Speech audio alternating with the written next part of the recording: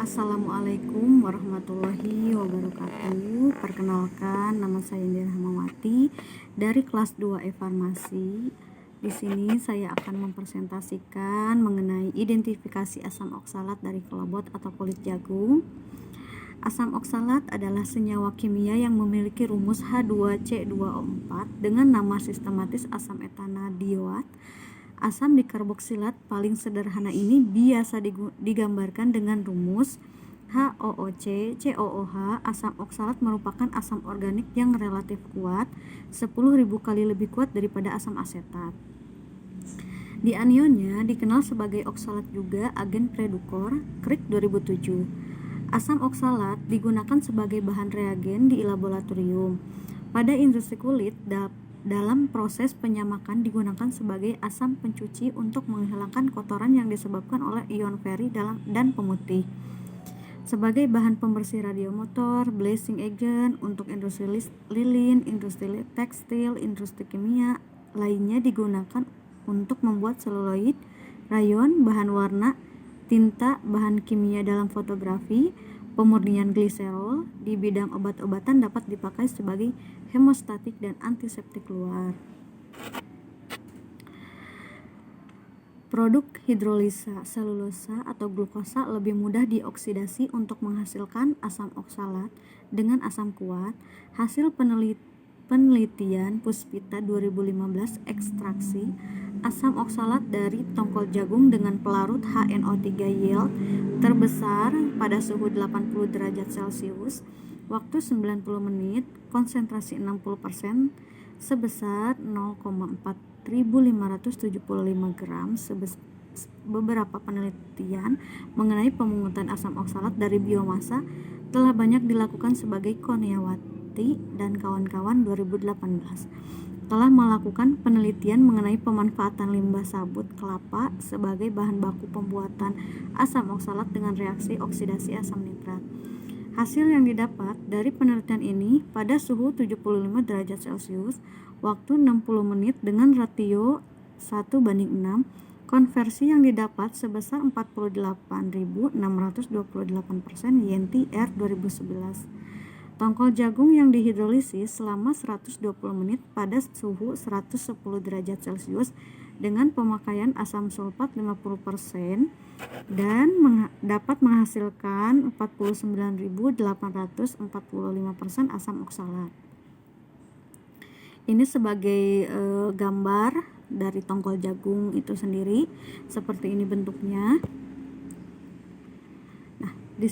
Bahan yang digunakan untuk meneliti kulit jagung atau tongkol jagung tersebut yakni aquabides, CaCl2, asam sulfat 2M, asam nitrat, dan kalium permanganat.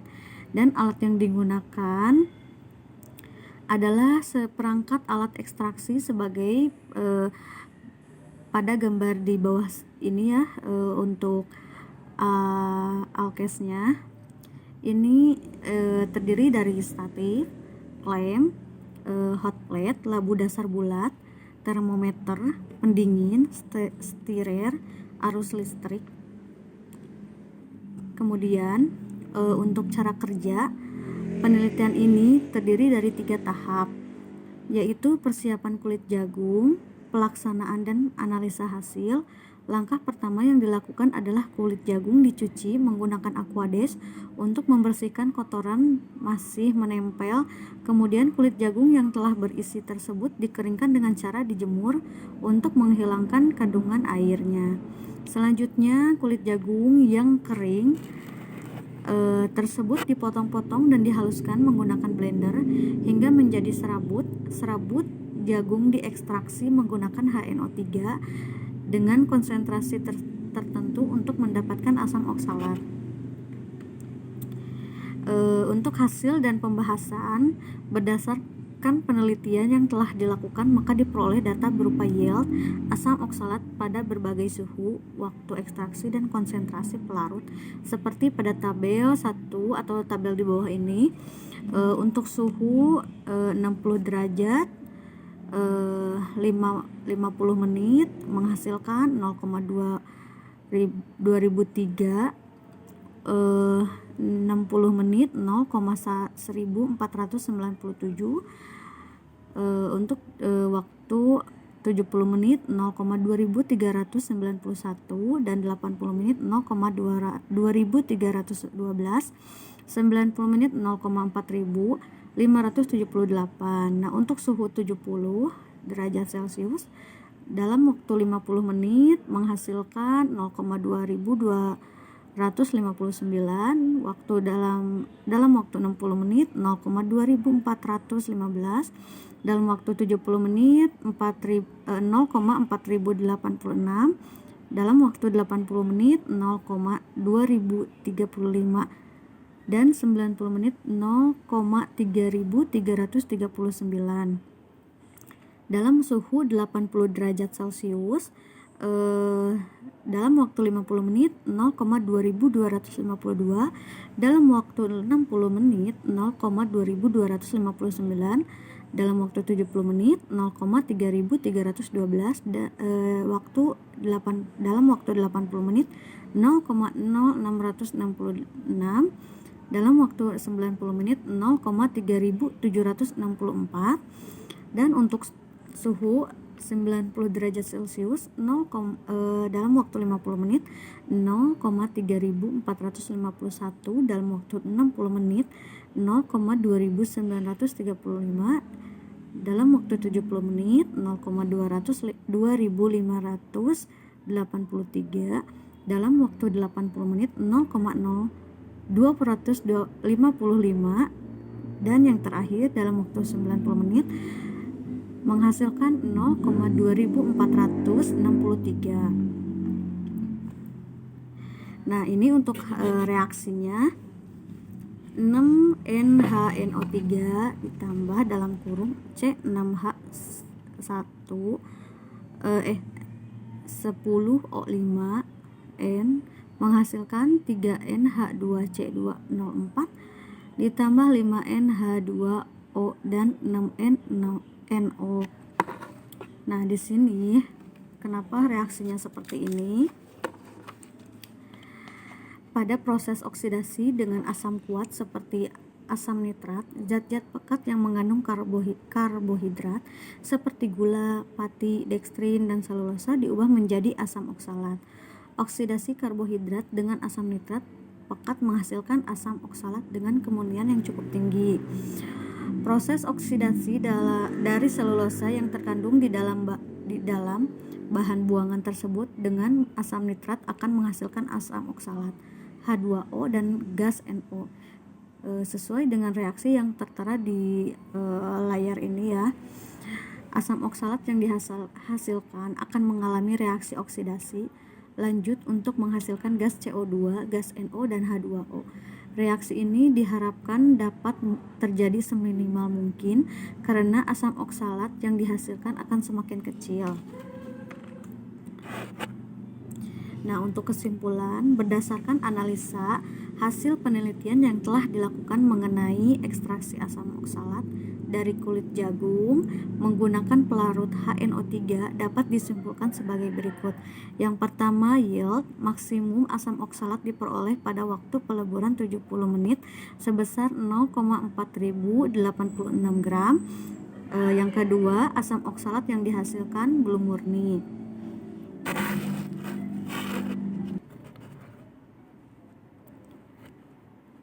Ini untuk lampiran jurnalnya saya lampirkan di sini. Dan terima kasih. Untuk selanjutnya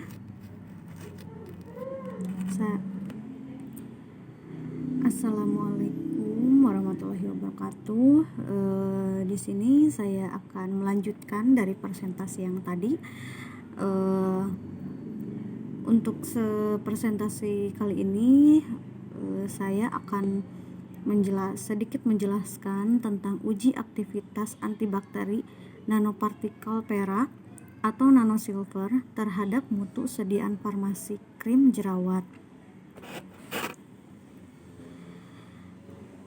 Penyakit kulit yang merisaukan remaja dan dewasa saat ini adalah jerawat karena dapat mengurangi kepercayaan diri seseorang dengan terbentuknya papul, pustul ataupun nodul. Jerawat ringan dapat diatasi secara topikal atau obat luar yang banyak tersedia di pasar, baik yang diposisikan sebagai obat maupun kosmetika perawatan wajah berbentuk sediaan farmasi krim jerawat. Sediaan farmasi krim jerawat merupakan krim khusus yang berfungsi untuk mengobati jerawat. Di dalam kosmetik dapat terjadi kontaminasi mikroba disebabkan oleh pengotor, bahan baku, dan mungkin terkontaminasi selama penggunaan. Beberapa faktor dapat menyebabkan pertumbuhan mikroorganisme serta penggandaan mikroorganisme secara cepat sehingga produk farmasi atau kosmetik yang kaya akan nutrisi dapat mengalami kontaminasi, perubahan sifat organoleptik krim seperti adanya perubahan warna, bau, atau tekstur. Nanosilver terbukti memiliki kemampuan yang baik sebagai antimikroba, yakni terhadap bakteri, virus, dan mikroorganisme eukariotik. Nanosilver memiliki kemampuan untuk menembus ke dinding sel bakteri dan akan berbentuk lubang pada permukaan sel, kemudian akan terakumulasi pada permukaan sel. Hal ini menyebabkan perubahan struktural dalam membran sel seperti permeabilitas membran sel dan kematian sel. Di dalam tubuh, nanosilver akan disimpan dalam hati serta di organ lain dengan jumlah yang lebih kecil. Di dalam hati, nanosilver memiliki waktu penuh 50 hari dan akan diekspresikan dengan empedu dalam tinja. Peralatan di sini untuk peralatannya atau alat yang digunakan untuk pengujian yakni peralatan gelas, termometer, neraca, analitis, kompor listrik, peralatan uji antibakteri, autoclave, ruang LAF atau laminar airflow, oven, dan peralatan pendukung lainnya.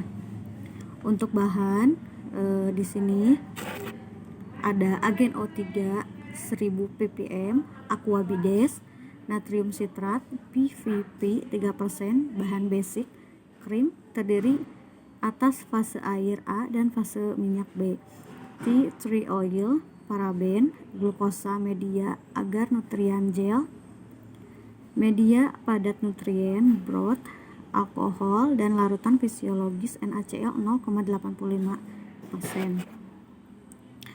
Nah, untuk cara kerjanya pembuatan sediaan krim jerawat, yang pertama itu menyiapkan bahan basic krim. Fase A dimasukkan jadi satu ke dalam gelas kimia 1000 ml, lalu dipanaskan hingga meleleh.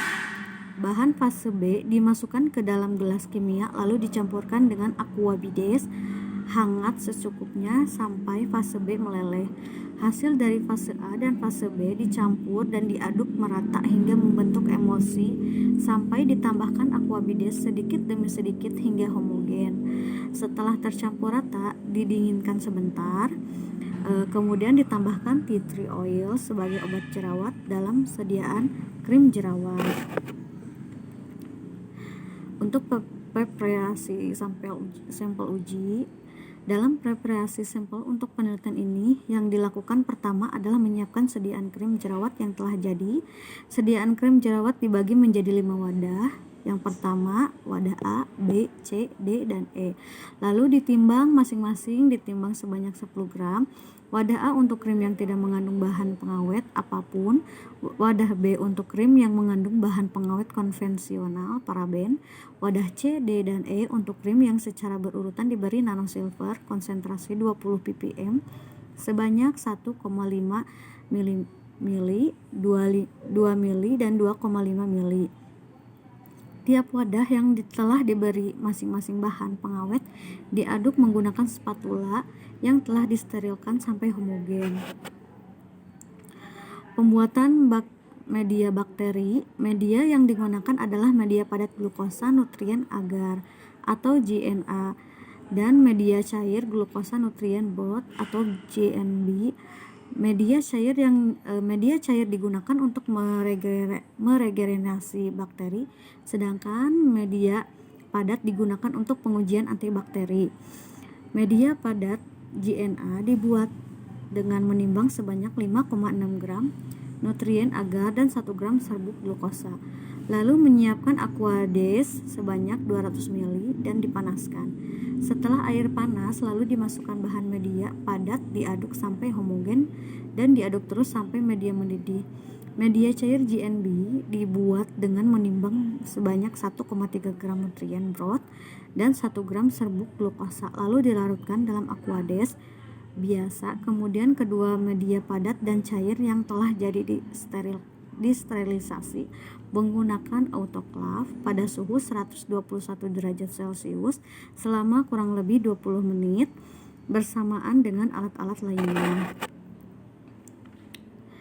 Nah, untuk pembuatan kertas cakram dibuat berdiameter 6 mm, dibuat dari kertas saring Whatman, diletakkan ke dalam cawan Petri, kemudian disterilkan dalam autoclave pada suhu 121 derajat Celcius selama kurang lebih 20 menit bersamaan dengan alat dan bahan lainnya. Kertas cakram yang telah steril direndam atau dijenuhkan dalam masing-masing sampel sediaan krim yang akan diuji dengan perbandingan sediaan krim dengan aquades steril adalah 1:1 selama kurang lebih 15 menit. Untuk pengujian aktivitasi antibakteri, pengujian antibakteri ini dilakukan di dalam ruangan laminar airflow atau LAF. Pengujian dengan metode difusi cakram pertama dilakukan dengan menuangkan media glukosa nutrien agar JNA yang telah disterilkan ke dalam cawan Petri. Media JNA yang telah dingin dan memadat selanjutnya ditanami bakteri. Inokulum bakteri diambil sebanyak 1, lalu diratakan ke permukaan, sehingga dengan menggunakan spreader. Selanjutnya kertas cakram yang telah dijenuhkan dengan sampel uji dilakukan di atas media yang telah ditanami bakteri uji. Setelah itu diinkubasi selama 1x24 jam pada suhu 37 derajat Celcius. Kemudian diamati dengan diukur zona hambatnya dengan menggunakan jangka sorong. Nah, untuk evaluasi fisik sediaan dengan uji organoleptik, pengujian organoleptik ini bertujuan untuk mengukur tingkat kesukaan terhadap krim jerawat yang diberi antibakteri nanosilver. Penelitian ini menggunakan 20 orang penulis yang agak terlatih, tidak diseleksi namun diberi penjelasan terlebih dahulu. Diminta untuk menilai bau, warna, dan tekstur sediaan krim melalui lembar kuesioner yang telah disediakan. Pada saat pengujian digunakan 5 sampel uji, yakni krim A, B, C, D, dan E yang telah diberi label pada masing-masing wadah agar tidak tertukar pada saat penilaian.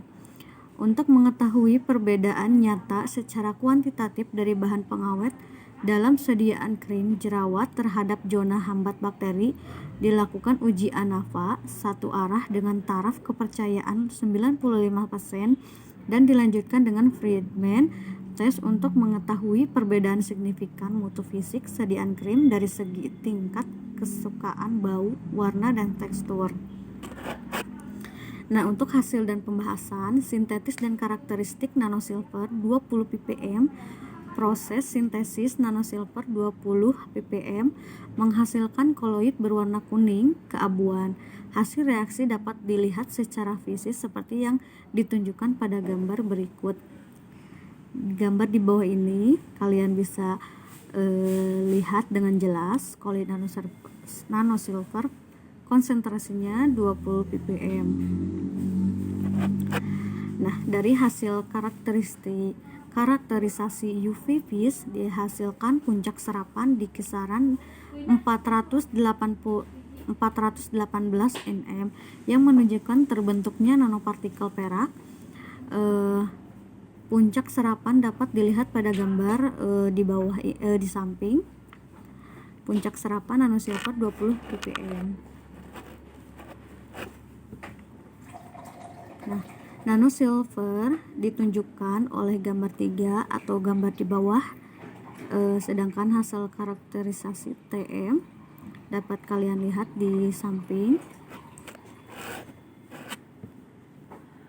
Nah, untuk gambar uji aktivitas antibakteri kalian bisa lihat di sini.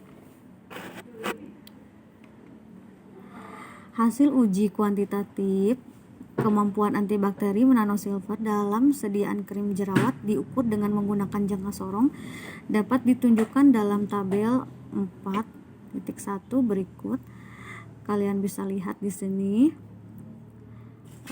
lebar diameter zona bening dari uji antibakteri nanosilver dalam sediaan krim jerawat terhadap Staphylococcus aureus selama 48. Bahan pengawet kontrol negatif REP 1 8,73, REP 2 8,48, REP 3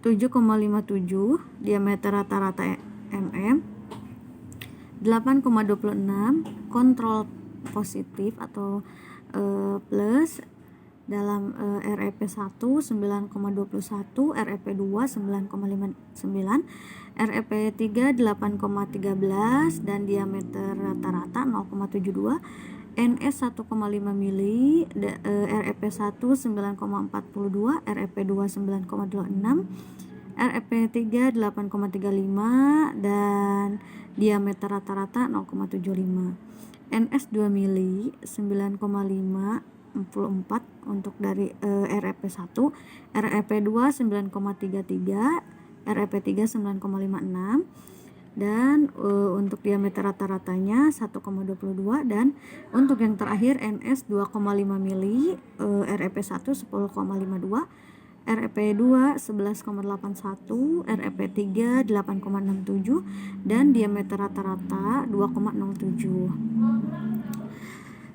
Nanosilver dalam penelitian ini terbukti memiliki daya hambat yang sangat bagus karena meskipun dimasukkan ke dalam sediaan farmasi krim, tetap memiliki aktivitas antibakteri yang baik dan stabil. Aktivitas antibakteri kulit nanosilver dalam penelitian ini ternyata hampir setara bahkan lebih baik dibandingkan dengan aktivitas antibakteri dari pengawet konvensional yaitu paraben. Hal ini dibuktikan dengan adanya zona bening terhadap bakteri dari kertas cakram yang direndam dalam sediaan krim jerawat yang mengandung nanosilver, yaitu sebesar 0,75 mm dan zona bening kertas cakram yang direndam dalam sediaan krim jerawat yang mengandung pengawet paraben sebesar 0,72 mm, lebih besar dari kontur negatif. Nah, dari pembahasan di atas dapat disimpulkan bahwa nanosilver memiliki aktivitas antibakteri yang setara dan bersifat biokompatibel. Hasil dari pengujian statistik pun menyatakan variasi bahan pengawet antara kontrol negatif, kontrol positif, dan perlakuan mempengaruhi hasil diameter zona hambat bakteri Staphylococcus aureus ditandai dengan terdapat perbedaan signifikan, yaitu nilai signifikan kurang dari 0,05 pada hasil uji one way ANOVA, uji organoleptik. Hasil penguji organoleptik berdasarkan perhitungan kuesioner kepada 20 orang penulis dapat diplotkan ke dalam gambar di samping. Kalian bisa lihat di sini dari penilaian bau, warna, dan tekstur. Nah, untuk kesimpulannya, berdasarkan hasil penelitian dapat diketahui aktivitas antibakteri nanosilver masih terlihat baik meskipun telah dimasukkan ke dalam sediaan krim jerawat. Aktivitas antibakteri nanosilver setara bahkan lebih baik dibandingkan dengan aktivitas antibakteri dari pengawet konvensional, paraben, mutu fisik, sediaan farmasi krim jerawat. Secara kualitatif dapat disimpulkan dari tingkat kesukaan juga paling banyak diminati adalah sediaan krim jerawat dengan nanosilver. Sekian, terima kasih. Assalamualaikum warahmatullahi wabarakatuh. Mohon maaf bila ada kesalahan. Terima kasih.